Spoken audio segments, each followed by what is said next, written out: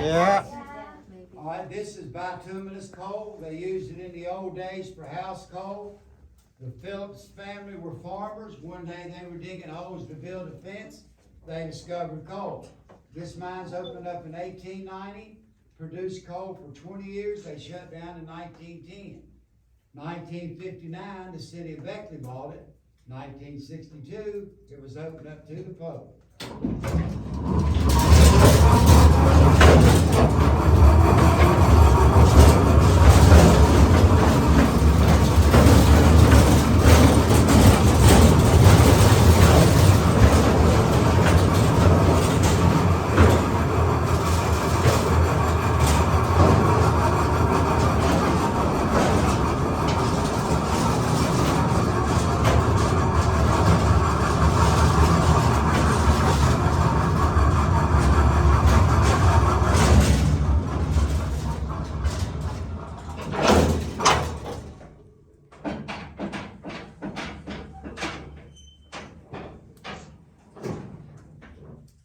Okay, that concludes the tour. I'm tired, y'all can just walk out.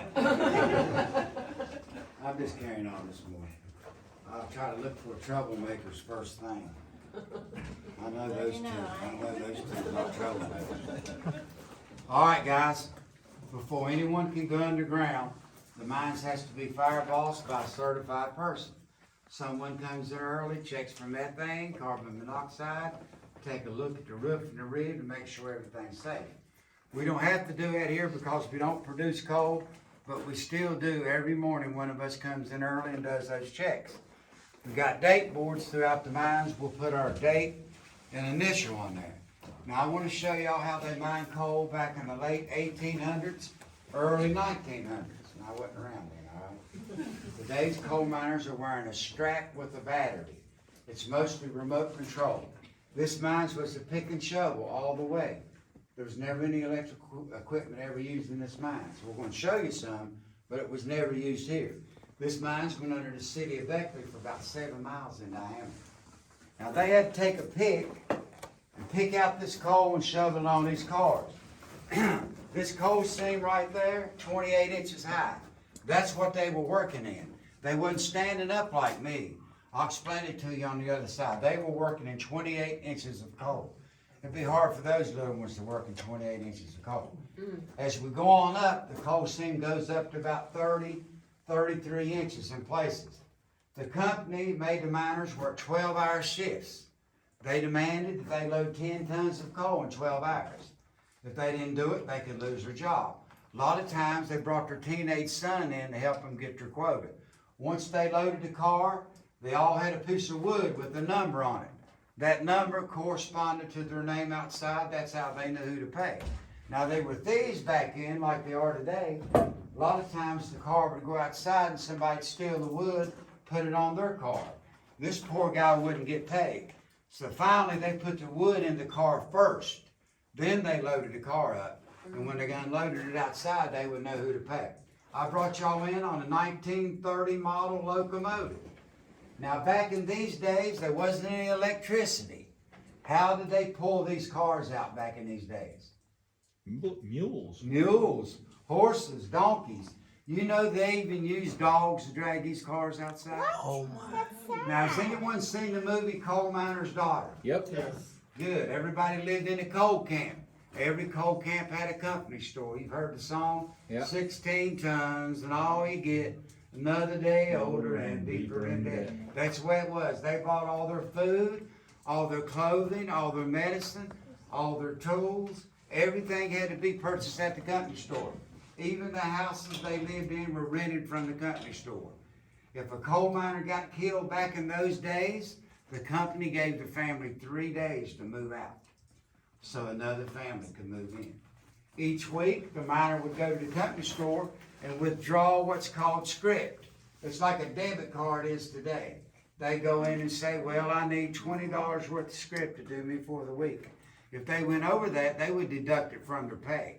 They were in bondage to the company store. Y'all remember the old store, Montgomery Ward's? Yeah. Now, Montgomery Ward's would accept that script back in the early 1950s. but they only gave the coal miner half of what it was worth. So they were in bondage to the company store. Now, I've got an LED light on my cap. They didn't have LED lights back then. They started out with a teapot and a can of kerosene. They'd empty that kerosene into the teapot. It would fit on their cap. And then they would ignite it. It'd be an open flame. What happens if that flame happens to hit a pocket of methane? There's going to be a pop. A lot of methane, there's going to be an explosion. This light only lasted 3.5 hours. Then they'd have to relight it again. All right, y'all the first crew this morning. I can tell I'm not going to get any coal out of y'all, so I'm going to try to put on a show for you right here if I can. Be patient just a minute. I got a wire head right here. They don't know about it. Coal miners always hiding stuff.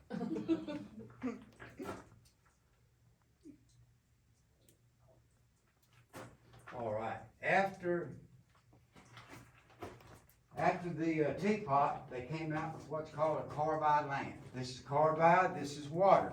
When you mix water with carbide, it forms like a acetylene gas. If anybody's ever welded. See the gas coming out of there? I see.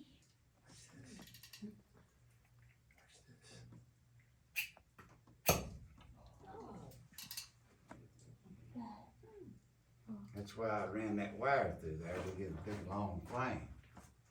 That's my little secret. Now, how would you like to work a 12-hour shift with a light like this? That's all they had. Each coal miner had to carry a can of carbide with them. If they were lucky, this light might last 4 hours, then they'd have to relight it again. Now, like I said, if it happens to hit a pocket of methane, there's going to be a pop or an explosion. That's a pretty flame. I hate to blow it out, but I want to show everyone how dark it is underground without any light at all. Now, over the years, my light went out plenty of times. One time my light went out, it took them about 35, 40 minutes to find me. I had one major worry, one major concern, and it wasn't going to the bathroom. I get that a lot. I don't have to have a light to go to the bathroom. I had one major worry. Who can tell me what it was? If someone was gonna find you. Well, I wasn't much worried about them finding me. What'd you say? I remember from last time. Do you want me to say it or? Well, if you want to, go ahead. I think I do anyway. A rat. I had to worry about a rat crawling on me. Oh. Now, y'all came here to hear about those rats. I'm gonna tell you all about them when we get to the other side of it.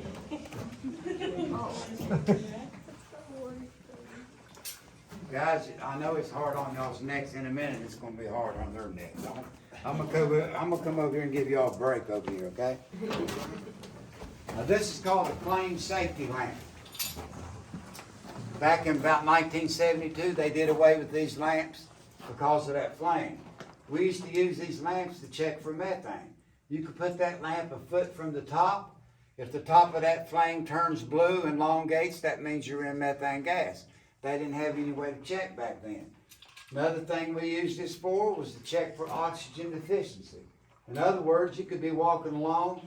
If that flame goes out or starts to go out, you don't have enough oxygen in front of you to survive.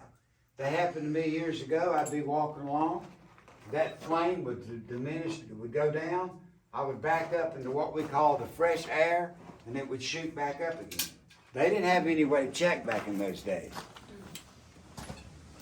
Did they ever use canaries? We're going to get to that in a minute. Now, today I've been retired 9 years. They wanted a tour guide, so here I am. Today, they use a spotter. All you do is push a button. It'll give you a methane check, a carbon monoxide check, and it'll tell you how much oxygen you have. There was one way to check for low air and methane back in those days, and this is what it was. This is what the gentleman mentioned over there, canary. A lot of people have never heard of West Virginia, but they've heard about canaries in the coal mines. This one's had its better days, okay? Now, where did they buy the material to build the cage? Company store? Company store. Where'd they buy the canary? Company store? They go to work, set the canary right here, and they start picking and shoveling. If the canary's chirping and singing something like Almost Heaven, West Virginia, Blue Ridge, everything's fine. It's laying flat on its back with its legs up in the air. It's only a matter of time before it's going to get you. These birds saved a lot of coal miners' lives back then. Did you know back in those days, they would send their 7- and 8-year-old son underground first with the canary? Because it took those little guys less oxygen. That would give them an idea of how much oxygen or methane they had. Now, we got any mathematicians on here? All right, Isaac, this is his birthday. Now, we're going to see how good he is, right? Now, back in these days, these miners made 20 cents a ton. So they worked 12 hours and load 10 tons of coal. How much money did they make? 20 cents a ton, and then how 10 many tons? tons. 10 tons. So $2? $2, that's right. And then they had to spend $7 or $8 just to pay their rent on the little shack they lived in. So, you know, they were in bondage to everything. Now, we're going to leave here and go to the other side. I'm going to show you the next step to coal mining. They're still going to be using the pick, but they're going to be doing one thing different. We're going to slowly progress, if you want to call it that. Watch your heads, watch out for a little bat that flies around, and we'll go to the other side. A bat. There could have. There's gonna be a bat. That's what he said.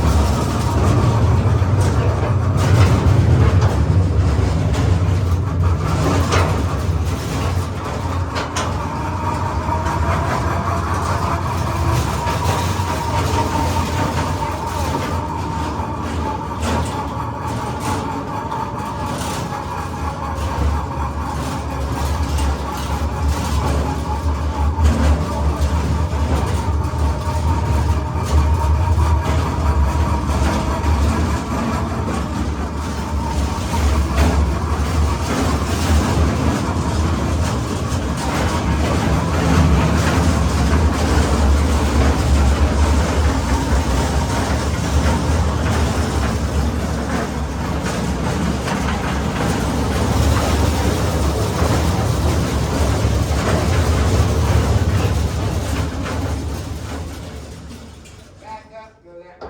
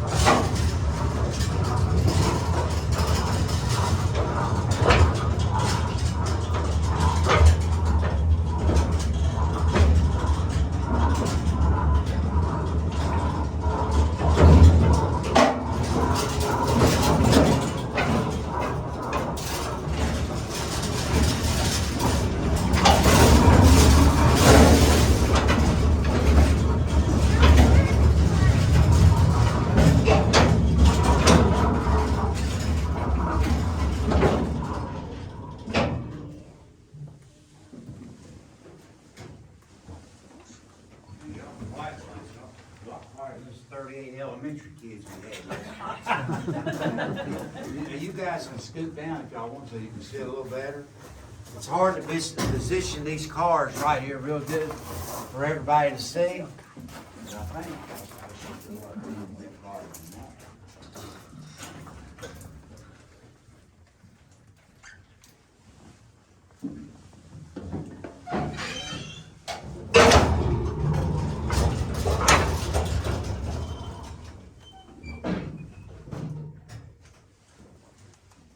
All right, now on the other side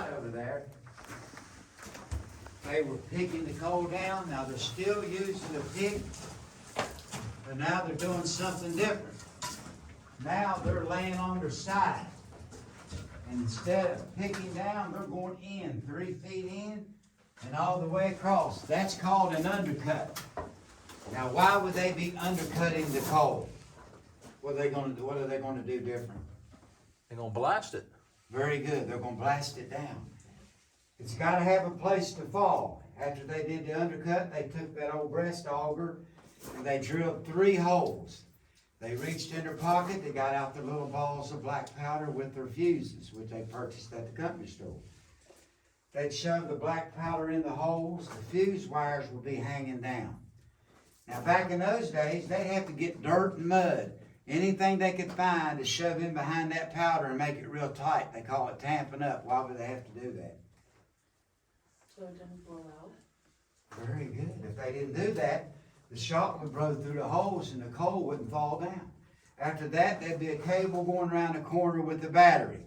They'd wired up and they'd scream real loud just like they do today. Fire, fire, fire in the hole. That gives everybody a warning there's going to be a blast. They blast the coal down, the mule shoves the car up here, and they load all the coal up. Now the rock, they would blast that rock down at night if the animals didn't have enough room to work. They didn't care about the coal miner.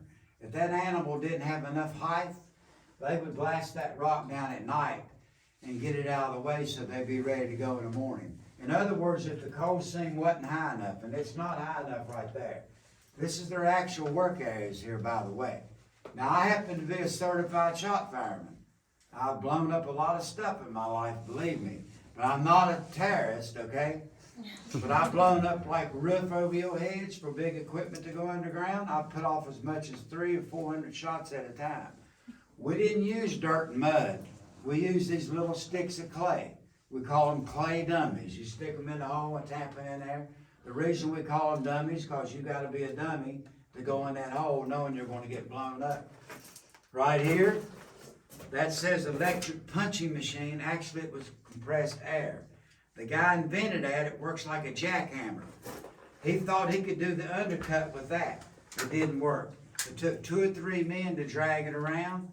The wheels would get stuck in the mud every 2 or 3 inches, so that's where they left it. We're going to go right down here and see my buddy Vito down here.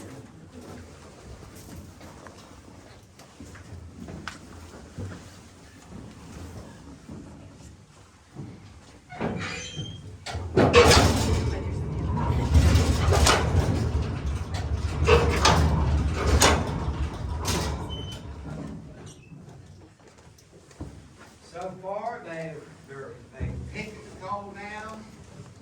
Now they're blasting it down, but they're still shoveling it. Shoveling days are finally over.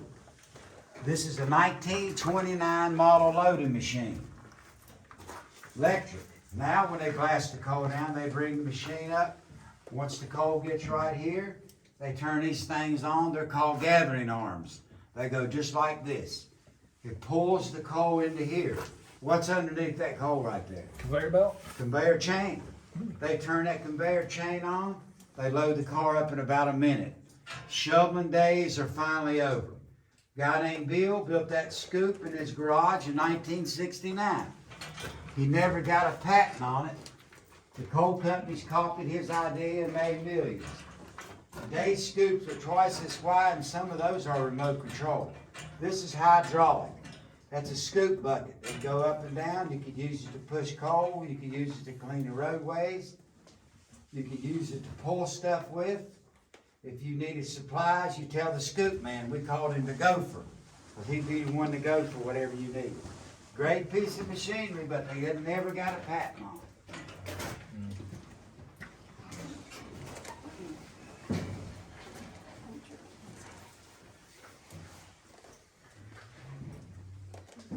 I'll say when you got.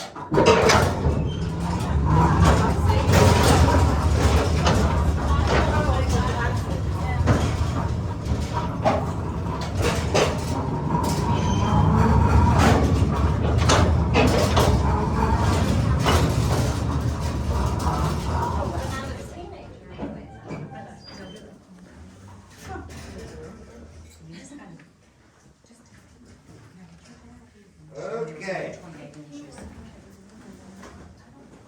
you guys in the back right here, y'all can stand up, don't bump your heads. Isaac, is my grandson. He's about 6'2". Don't bump your head up here, okay?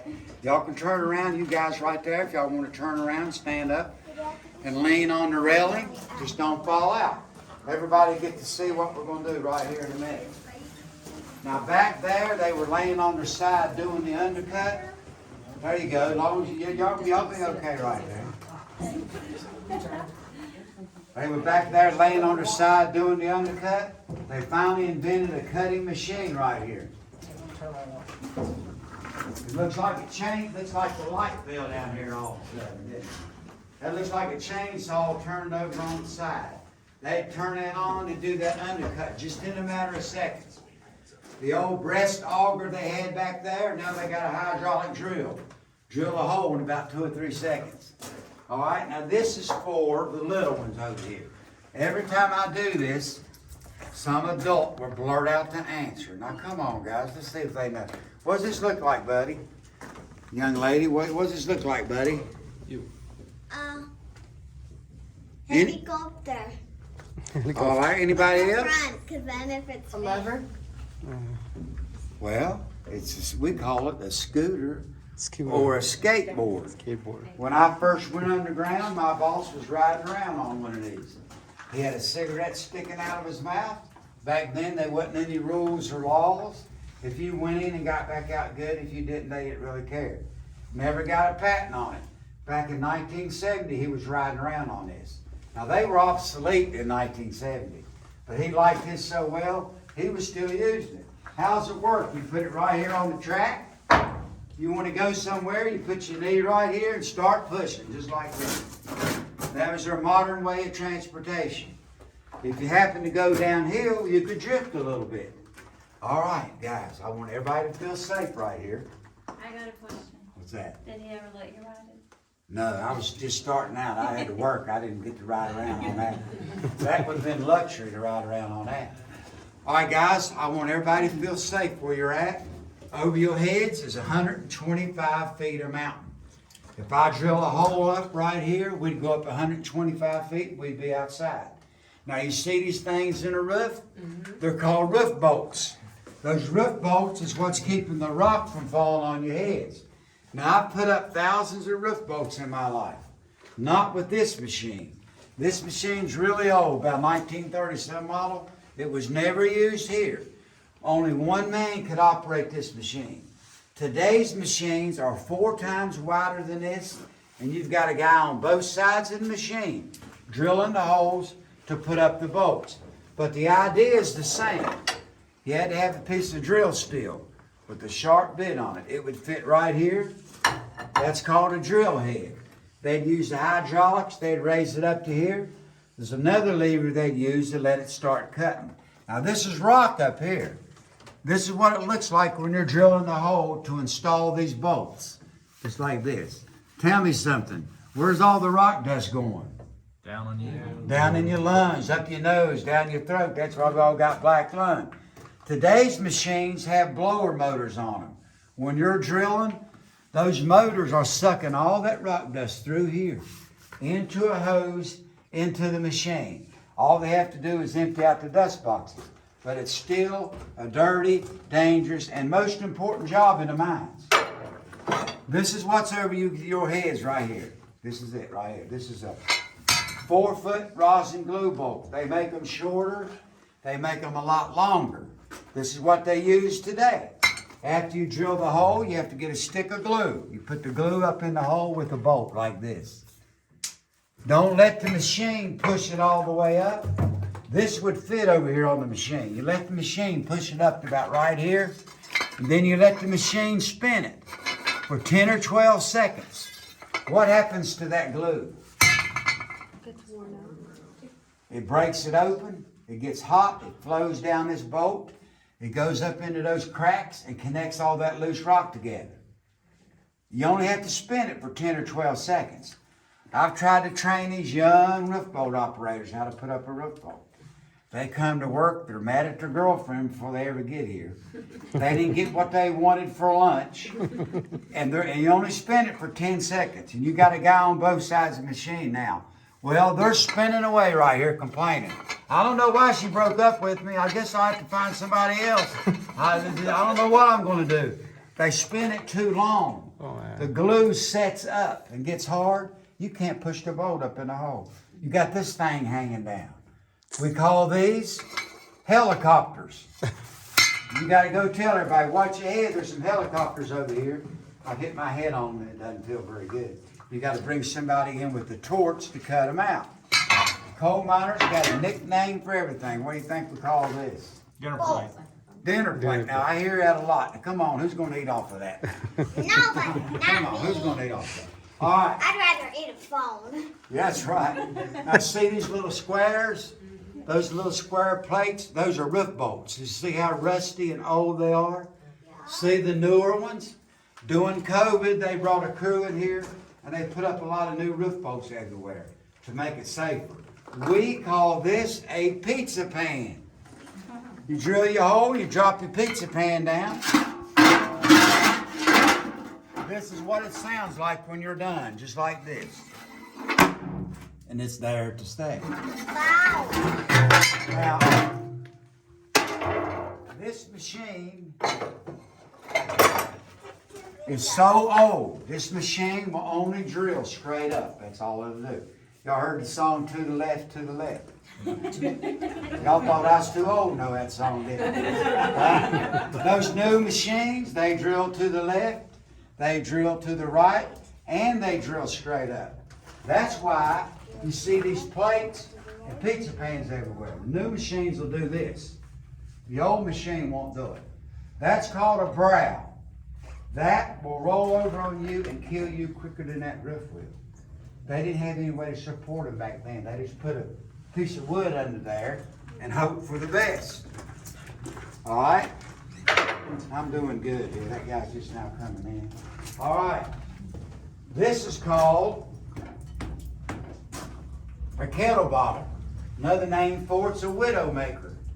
If that falls on you, you've had it. That weighs about 280 pounds. See how slick it is? They're in the roof everywhere. They'll fall out without warning. You can't drill a hole in them and put up a bar. You have to drill to the side and put a strap under it. That's all you can do with it. Now, who can tell me what that is? Fossilized tree. Very good. That's a petrified tree stump. What is coal?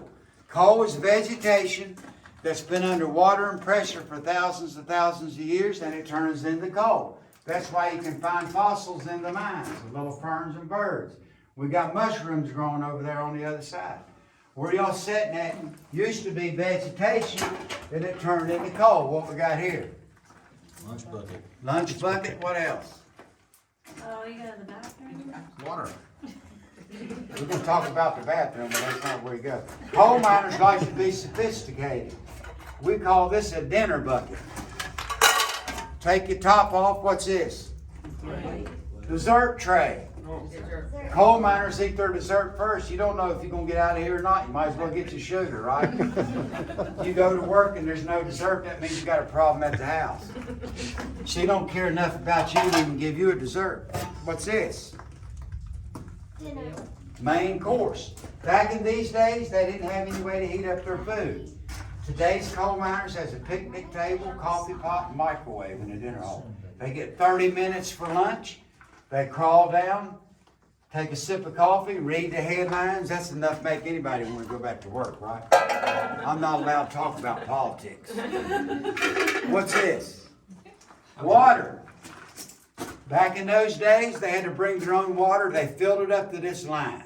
Now let's pretend we're back in the late 1800s.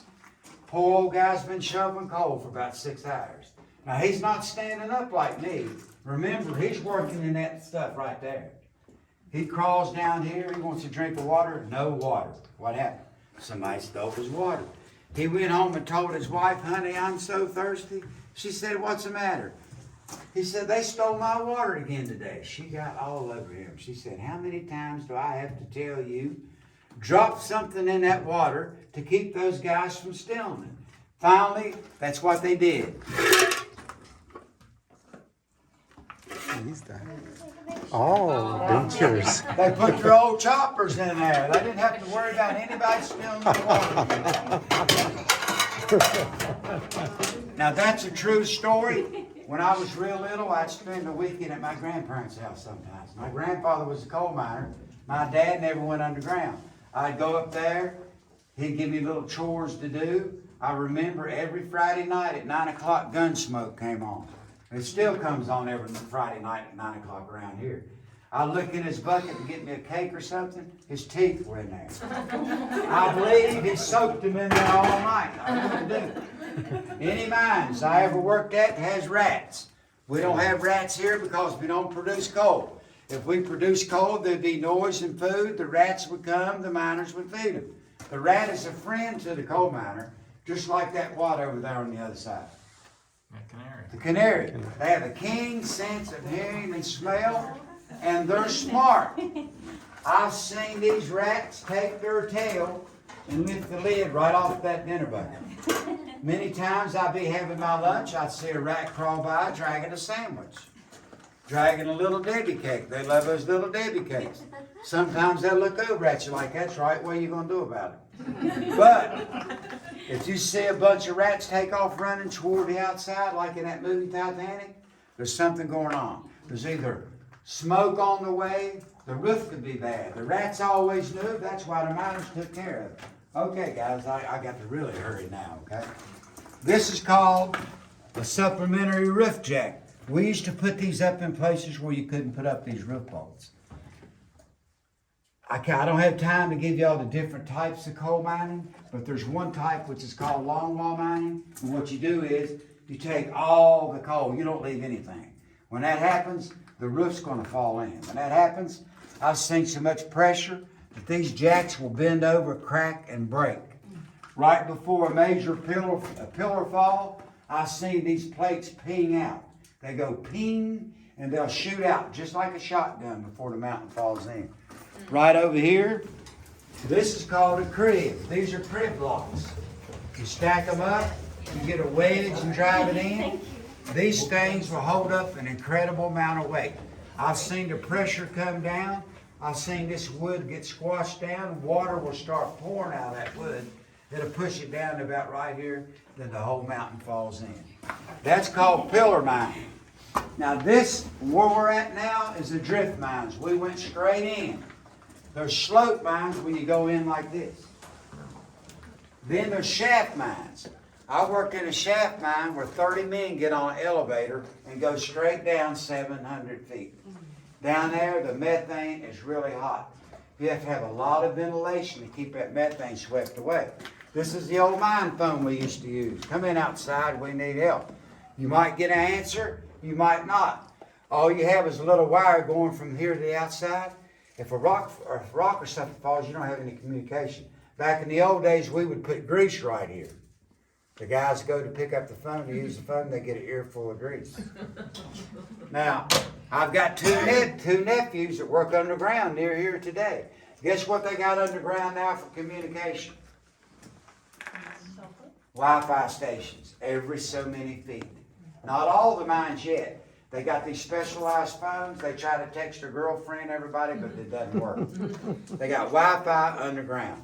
All right, guys, we don't have a whole lot of time left. I think what I'm going to do is tell y'all a quick story, and then I'm going to show you what I'm talking about when we go. We can't go around the mountain today. It's raining, okay? About a year or two before I retired, this happened about 30 miles from here. I was by myself. My little ride wrecked. I jacked it back on the track and I left. About 5 minutes later, I heard the awfulest boom sound, dust flying everywhere. You couldn't see anything. What happened? I went and got some of my buddies. We went back to where I was at. What happened? The roof fell in. 8 feet high, 20 feet wide, and 110 feet long. Right there where I was at. I would have been a pancake. Now, I've been underground a long time. I can usually tell when the roof's bad. What happened that day? See this little hole right here? That's called a test hole. You see it? Yeah. Now, where that happened, you've got the same length bolts over y'all's heads right here. But y'all don't have to worry about it falling in. These bolts are anchored into solid rock. when you're drilling, like if you're putting up a 4-foot bolt, the operator is supposed to drill a 12-foot hole first. That's called a test hole, because there could be a big crack right above where these bolts are at. Let's see if I can make you understand it like this better. Tell me when I hit a gap or a crack in a roof. I'm drilling along, everything's fine, nothing, no problem. See, I jumped. They didn't drill a test hole. There was a big gap right above where those bolts was at. If they would have drilled a test hole, they would have put up 12-foot bolts in there and it never would have failed. They lost their job the next day over that. Now, what we're going to do, okay, I can't go without saying this. Okay. Where'd they go to the bathroom at? All right, back in these days, they went wherever they could. I worked in the mines. Well, we were 13 miles underground, Keystone number 1. It took an hour and 10 minutes to get to work one way on modern track. Today's coal mines have these fans blowing air in, intake air, like 180,000 cubic feet of air per minute. Once that air gets to where the men are working, it splits. Some of it will split and go way down the left return and back outside. Some of it will split and go down this right side and back outside. Continuous flow of air. Intake, return air back outside. Now where would you go to the bathroom at? In a corner. In the return. Yeah, they went to the corner back in those days, you're right. Today they go in the return. The air's hitting you in the face all the time. Now every now and then you'll get a red cap, a trainee, you don't know what he's doing, and right here in the intake. Then the men have to suffer all day long. Believe me, when he gets outside, he's going to suffer. Now guys, that big rock that I told you that fell that day and almost got me, we call that a slip. We're going to go out this way, wave to my buddy over there on the left, old Rodney. And to your right, there's going to be a supply hole, and then I'm going to show you one of those slips that fell out here. But it wasn't near as high as the one that I'm talking about, but I'll show you one. Guys, I appreciate y'all coming. It's been my pleasure to be y'all's guide today. Thank you.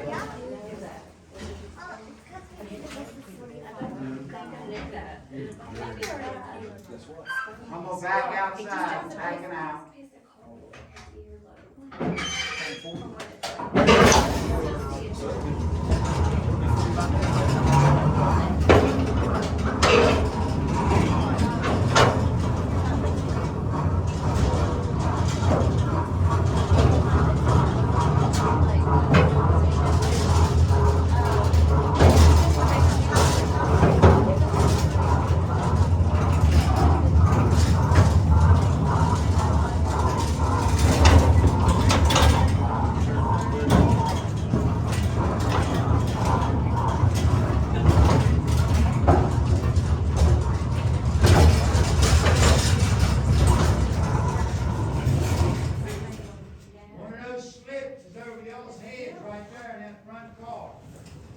See how it fell